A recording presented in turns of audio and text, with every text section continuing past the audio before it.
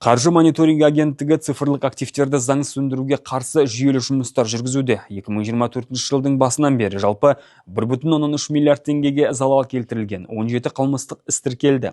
Ең жиі анықталған заңсыз майнинг фермалары Астана қаласында, Алтау, Шымкент пен Қостанайда 3-еуден тіркелген. Аталған істер аясында 642 мың ақш доллары көлеміндегі цифрлық активтер тәркіленді.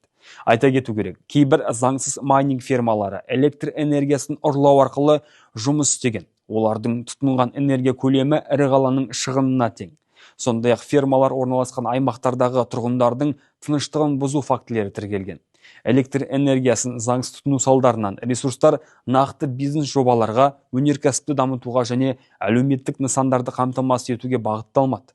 Сонымен қатар мемлекеттік кірістер комитетінің деректеріне сәйкес, соңғы 3 жылда майнинг саласынан бюджетке 17 миллиард теңгеден астам қаржы түскен.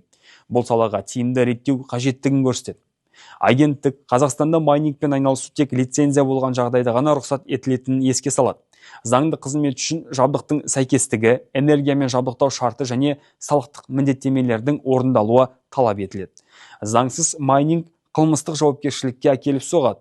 Елдің экономикалық қауіпсіздігіне нұқсан келтіріп, энергиямен жабдықтаудағы ақауларға себеп болады. Агенттік кәсіпкерлер мен азаматтарды заңсыз майнингпен айналысудан бас тартуға және цифрлық активтердің ашық нарығын дамытуға шақырады.